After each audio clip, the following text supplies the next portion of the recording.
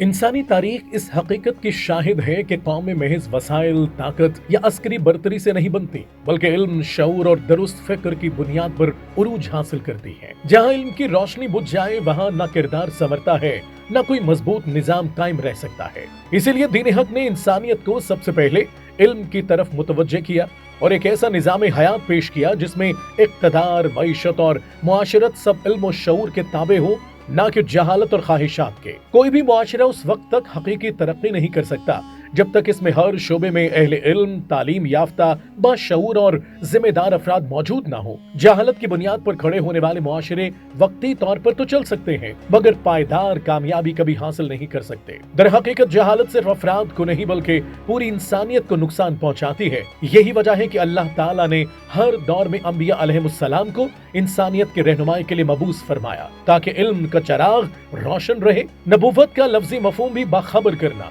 اور سچائی سے آگاہ کرنا ہے۔ نبی وہ ہستی ہے جو اللہ تعالیٰ کی طرف سے مامور ہوتی ہے کہ وہ انسانوں تک حق، سچ اور درست علم پہنچائے اور یہ بتائے کہ اللہ کو انسان سے کیا مطلوب ہے۔ حضرت آدم علیہ السلام کو عطا کیا جانے والا علم ہو یا امام الانبیاء حضرت محمد مصطفیٰ صلی اللہ علیہ وآلہ وسلم کے علوم نبوت، انسانی معاشرے انہی تعلیمات کی بنیاد پر سنورے اور ترقی کی منازل طے کرتے رہے۔ ہر دور میں تہذیب و تمدن نے انبیاء کے علوم ہی سے رہنمائی حاصل کی۔ انبیاء علیہ السلام کے بعد یہ عظیم ذمہ داری علماء ربانیین کے سپرد ہوتی ہے جو انبیاء کے وارث ہوتے ہیں اور ان کے علوم کو انسانیت تک منتقل کرتے ہیں۔ اگر ہم انسانی اعمال پر غور کریں تو واضح ہوتا ہے کہ ہر عمل کے پیچھے علم اور شعور کار فرما ہوتا ہے۔ علم بلند ہوگا تو عمل بھی بلند ہوگا اور اگر علم پست ہوگا تو عمل بھی اسی پستی کی عکاسی کرے گا۔ اسی لیے اسلام اس بات پر زور دیتا ہے کہ معاشرے میں ہر شعبے کے ماہر، اہل علم اور باکردار افراد موجود ہوں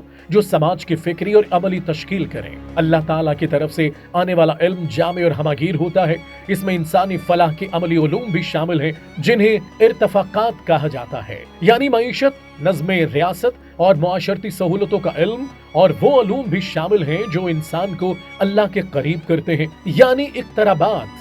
دین حق کا نظام ان دونوں کو جدا نہیں کرتا بلکہ ایک متوازن نظام زندگی پیش کرتا ہے۔ اسلام نے کبھی علم کو دنیاوی اور دینی خانوں میں تقسیم نہیں کیا۔ اصل فرق علم کی نوعیت کا نہیں بلکہ نیت کا ہے۔ نبی اکرم صلی اللہ علیہ وآلہ وسلم نے فرمایا کہ اعمال کا دار و مدار نیتوں پر ہے۔ اگر علم کا استعمال تکبر، استحصال اور ذاتی مفاد کے لیے ہو تو وہی علم ظلم کا ذریعہ بن جاتا ہے، اور اگر مقصد عدل، امن اور انسانی حقوق کا قیام ہو تو وہی علم عبادت بن جاتا ہے۔ دین حق کا نظام حکمرانی ایک ایسا اسلامی نظام ہے جس کی قیادت اہل علم، اہل تقوی اور باکردار افراد کے ہاتھ میں ہو۔ جب تعلیم یافتہ اور باشعور افراد ریاستی نظام چلاتے ہیں تو قانون، معیشت اور معاشرت سب عدل و انصاف کے تابع ہو جاتے ہیں۔